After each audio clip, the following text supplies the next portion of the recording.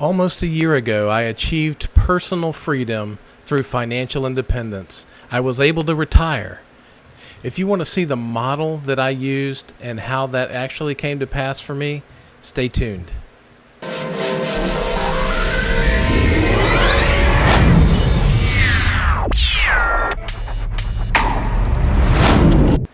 Hey, welcome back. Kevin Burgess again with yet another video. This one is going to be a little different than my others, and I'm going to focus on the model and the process that I used to retire early and achieve financial independence, leading to personal freedom. So as you know, I'm not a financial advisor.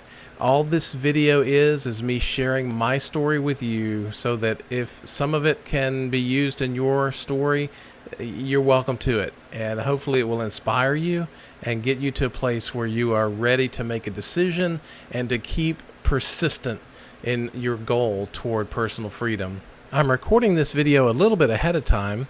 My wife and I are heading to Guatemala this weekend to carry out some work down there for those who are neglected and abused, and we look forward to doing those kinds of things, and that's what personal freedom helps us to achieve. So without further ado, let's go ahead and get started. So personal freedom to me is about doing what you want when you want. It doesn't mean that you stop working. It means that you do the work that is fulfilling to you and you make a difference in people's lives. And so at least for me, that's the motivation behind personal freedom. So I want to walk through some slides with you about personal freedom that's actually based off of financial independence, and some people use a variation of that called financial independence retire early, or what they call FIRE. So I'd like to talk about both of those, and I'll share with you which one that I did and give you some cautions around both of them. And at the end, you've got to make up your own mind and make your own decision. But whatever you decide, stay persistent and see it through to the end. So the first principle I'd like to share with you is that personal freedom is powered by good choices. This information came from an Ameritrade slide, but it's really good. It has to do with the habits that you embrace versus the habits that you avoid. What you embrace is that you have you embrace learning. Financial advice and education. Warren Buffett has said, the more you learn, the more you earn. And so as you walk through this journey, embrace financial education. Second is saving and investing at a young age. And we'll look at a few minutes on how time impacts our investments. It suggests that we have a variety of investments, and one thing it leaves off is real estate, because Ameritrade doesn't deal in real estate, so they're looking for just to carry their own brand here. But then lastly is dividend paying assets and low fees. So those are things that we want to embrace. What we want to avoid is high interest debt. High interest debt is a deterrent to your financial independence. Do whatever you can to get out of consumer debt as quickly as possible. It does nothing to add to your personal freedom or to your financial independence. Secondly, overspending, particularly on housing. You live below your means is the way that we always thought about it. We had the means to live higher, but we chose not to. And we chose not to because we were putting money away for the time when I was able to retire early.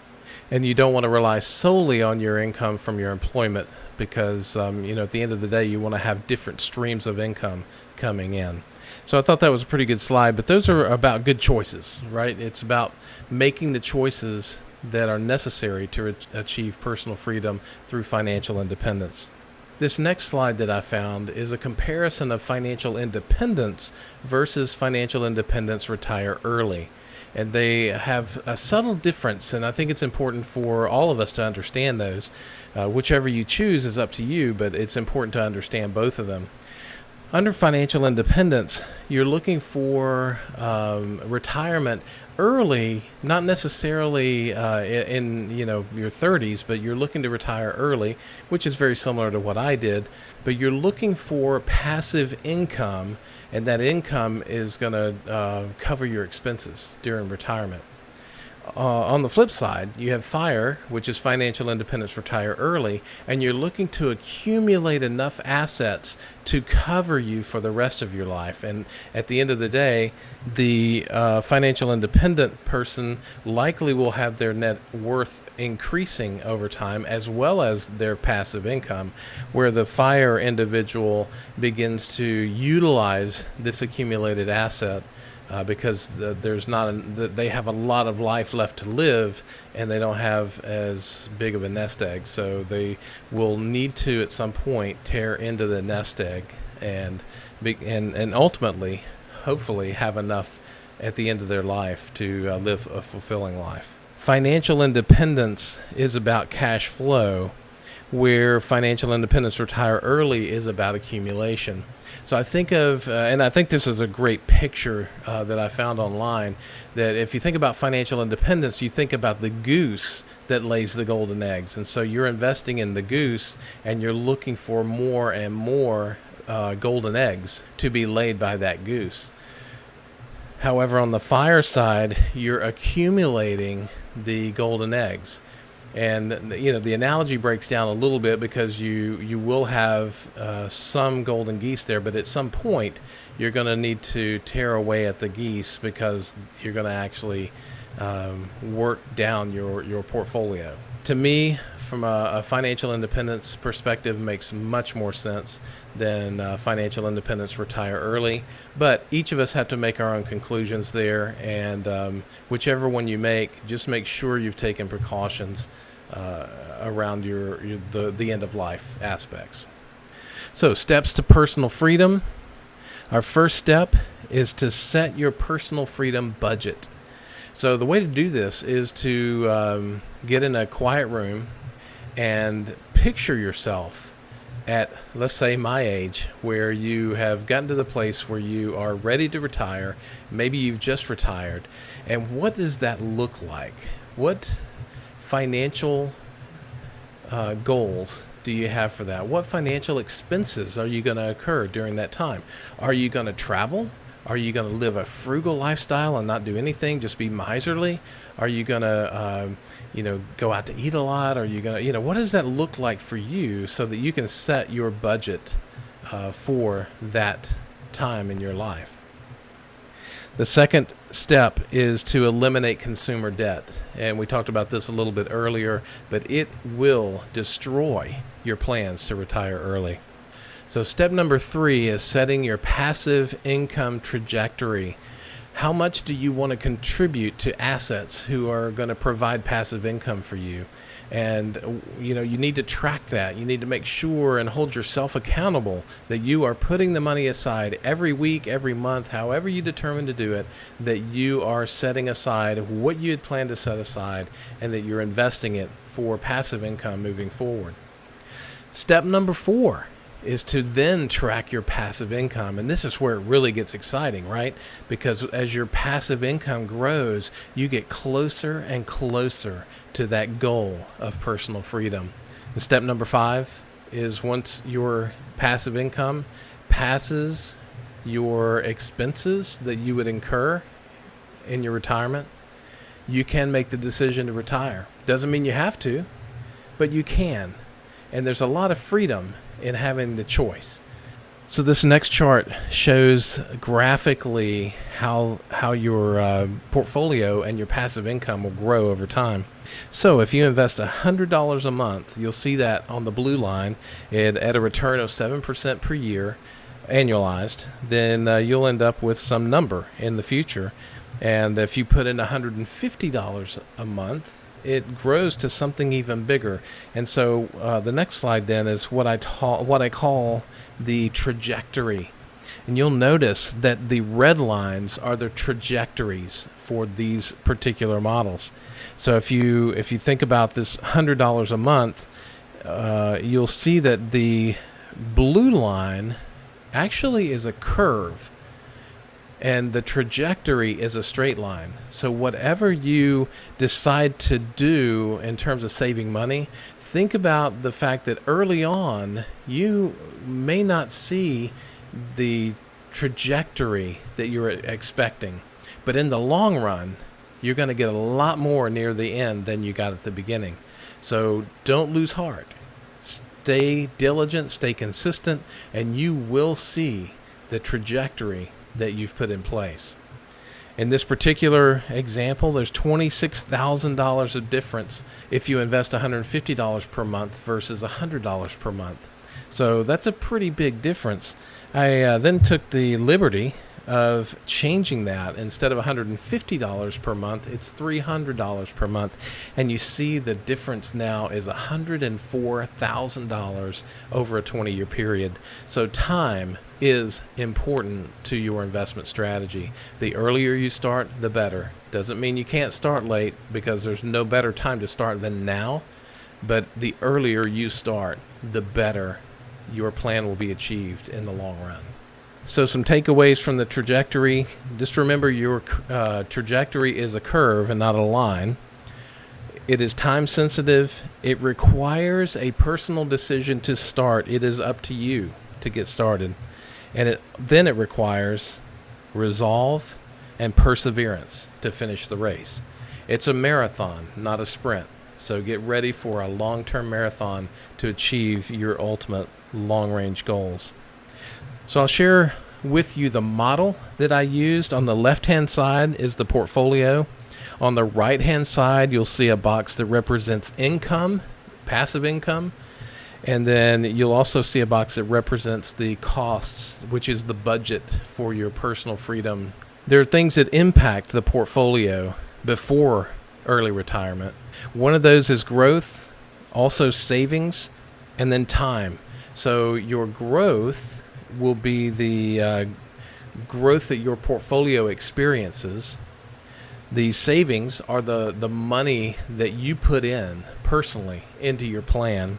And time gives it the ability to compound and work its way through the curve over a 20-year period to be something much bigger than it ever started out to be.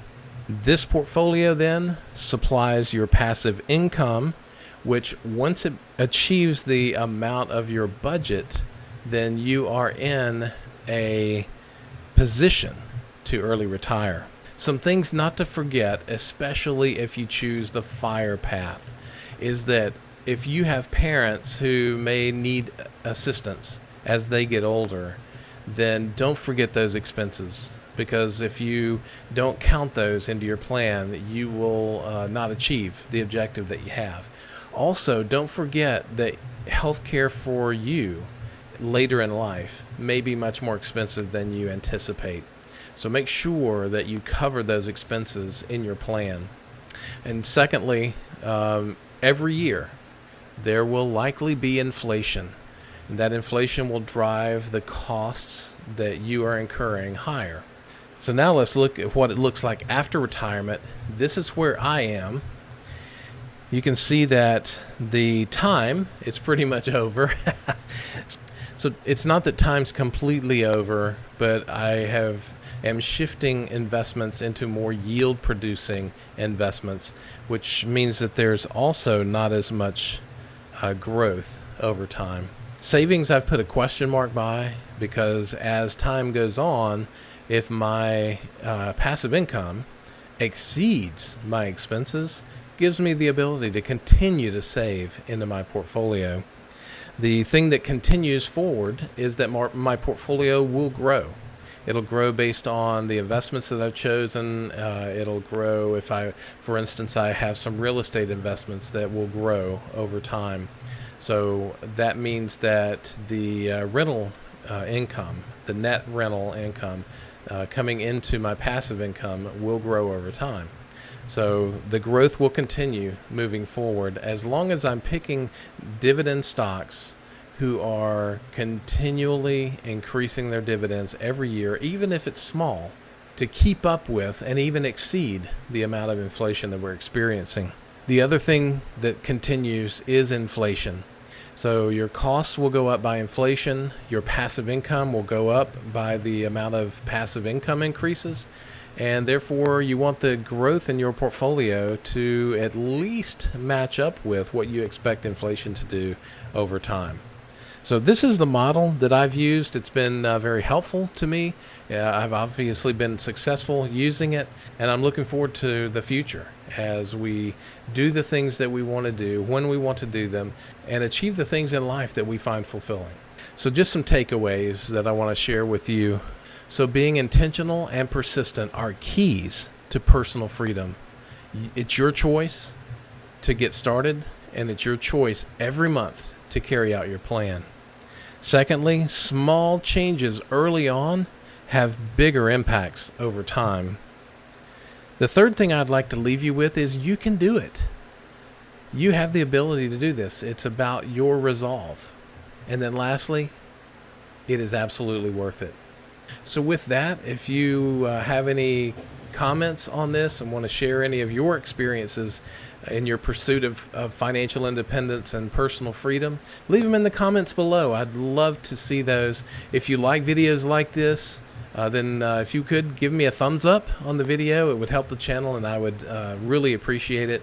And if you want to continue hearing things like this from me, then you can subscribe to the channel and you'll be alerted for videos that I post moving forward. So with that, I'll see you on the next video.